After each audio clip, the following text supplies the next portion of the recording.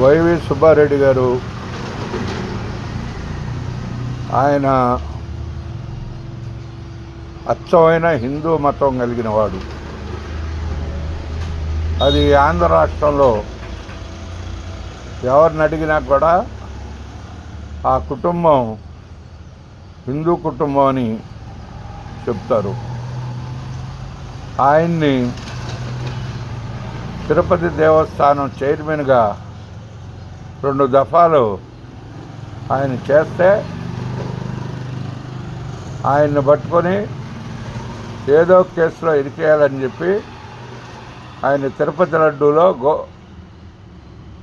కొవ్వుని కలిపి లడ్డూల్లో కలిపి తయారు చేశారు అని చెప్పి ఆయన మీద అపవాదం వేస్తే ఆయన మీద కేసు బనాయించి జైలు వేయాలని చూశారు. అది క్లీన్ చిట్ ఇచ్చింది.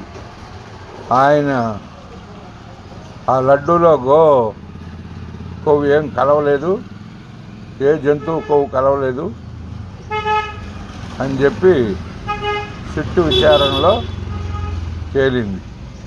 సిట్టు విచారణలో కాకుండా మళ్ళీ సుప్రీంకోర్టు కూడా క్లీన్ చిట్ ఇచ్చింది. మీరు గవర్నమెంటు చేతిలో ఉందని మీరు ఆధారాలు లేకుండా ఈ రకంగా మీరు నిజాయితీ అయిన మనుషుల మీద నిందలేస్తే మీరు అల్లరిపాలు అయిపోతారు. మీరు ఎందుకు ఈ రకంగా నిందలేసి మీరు అల్లరిపాలు అవటం? ఆయన హిందూ మతం కలిగినవాడు.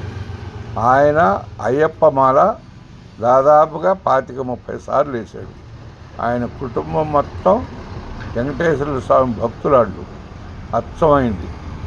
ఆయన రెండో మతం అంటే అసలు దగ్గరికి రానీడు. నేను ఆయనతో చాలా సన్నిహితంగా ఉంటా.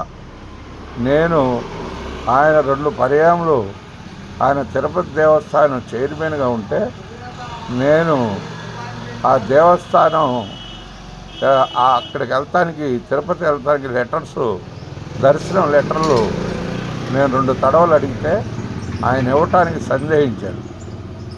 అటువంటి వ్యక్తిని పట్టుకొని మీరు ఆయన మీద నెపం వేసి కొంతకాలం మనోవేదనకి గురి చేశారు. అయితే ఆయన నిబ్బరం గల వ్యక్తి కాబట్టి నేను వెంకటేశ్వర స్వామి తిరుపతి దేవస్థానానికి చైర్మన్గా ఉండి నేను ఆ దేవుడికి ఏ అన్యాయం చేయలేదు, ఏ తప్పు చేయలేదు, ఆయనే చూసుకుంటాడు అని చెప్పి ఆయన నిబ్బరంగా ఆయన ఉన్నాడు. దేవుడు ఆయనకి న్యాయం చేశాడు. నేను పెద్దవాడిగా చెప్తున్నాను, మీరు ఇటువంటి అధికారం అనేది ఇవాళ మీకుంటుంది, రేపొద్దున మాకుంటుంది. అనవసరమైన కేసులు పెట్టి దాన్ని మీకు కలిసి వచ్చేది ఏం లేదు, అల్లరిపాలు తప్పితే. మీరు అటువంటి పనులు చేయటం, నేను వయసులో పెద్దవాడిగా చెప్తున్నాను, మీరు అల్లరి అవ్వటం అది మంచి పద్ధతి కాదు. ప్రజల్లో కూడా మీకు చాలా చెడు వస్తుంది.